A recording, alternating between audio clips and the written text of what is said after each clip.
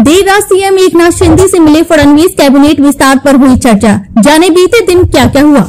महाराष्ट्र में कैबिनेट विस्तार की चर्चा के बीच उप मुख्यमंत्री देवेंद्र फडणवीस ने कल यानी गुरुवार देर रात मुख्यमंत्री एकनाथ शिंदे से उनके आधिकारिक आवास पर मुलाकात की। शिंदे की नाराजगी की खबरों के बीच यह मुलाकात अहम बताई जा रही है। सूत्रों की माने तो एकनाथ शिंदे और देवेंद्र फडणवीस ने पावर शेयरिंग को लेकर चर्चा की। इससे पहले दावा किया जा रहा था कि शिवसेना शिंदे गुट सरकार में एनसीपी की एंट्री से नाखुश है और सीएम जल्द ही इस्तीफा दे सकते हैं। हालांकि खुद सीएम ने इसका खंडन करते हुए कहा था कि मेरी मुख्यमंत्री पद छोड़ने की कोई योजना नहीं है, यह सब अफवाहें हैं और मुझे यह भी पता है कि इसके पीछे कौन है। नाराजगी और इस्तीफे की अटकलों पर इस बीच शिवसेना नेता उदय सामंत ने कहा था कि हम इस्तीफा देने वाले नहीं बल्कि लेने वाले हैं।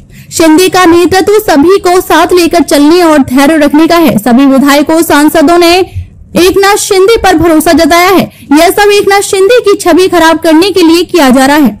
आइए जानते हैं महाराष्ट्र में बीते दिन क्या क्या हुआ। राष्ट्रवादी कांग्रेस पार्टी राकांपा में टूट के बाद दिल्ली में शरद पवार के आवास पर कार्य समिति की बैठक हुई। इस दौरान उन्होंने ऐलान किया कि वह ही पार्टी के अध्यक्ष हैं। उन्होंने अपने भतीजे और महाराष्ट्र के उप मुख्यमंत्री अजित पवार के रिटायरमेंट संबंधी बयान पर भी किया। उन्होंने कहा कि वह चाहे 82 वर्ष के हो या 92 वर्ष के, अभी भी अधिक प्रभावी ढंग से काम कर सकते हैं।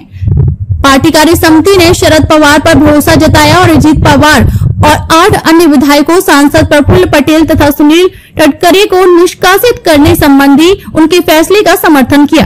राहुल ने की पवार से मुलाकात। इस बीच कांग्रेस के पूर्व अध्यक्ष राहुल गांधी ने राकांपा से जुड़े संकट के बीच शरद पवार से मुलाकात की। सूत्रों की माने तो शरद पवार के आवास पर इस मुलाकात के दौरान राहुल गांधी ने उनके साथ एकजुटता प्रकट की। पार्टी में टूट के बाद किसी राष्ट्रीय नेता की शरद पवार से यह पहली मुलाकात थी।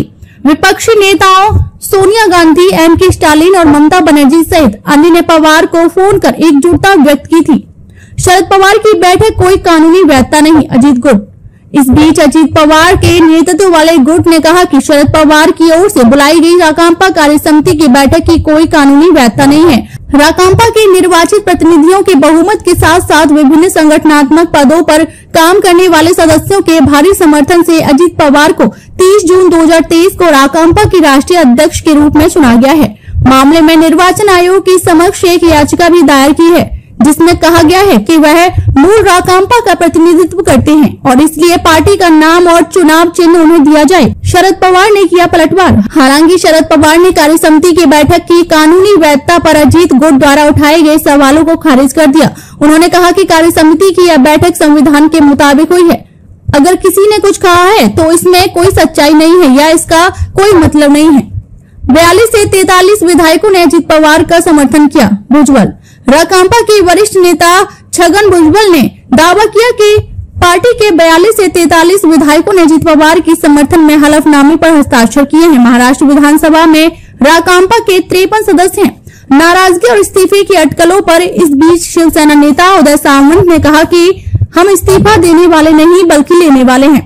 शिंदे का नेतृत्व सभी को साथ लेकर चलने और धैर्य रखने का है। सभी विधायकों सांसदों ने एकनाथ शिंदे पर भरोसा जताया है। यह सब एकनाथ शिंदे की छवि खराब करने के लिए किया जा रहा है।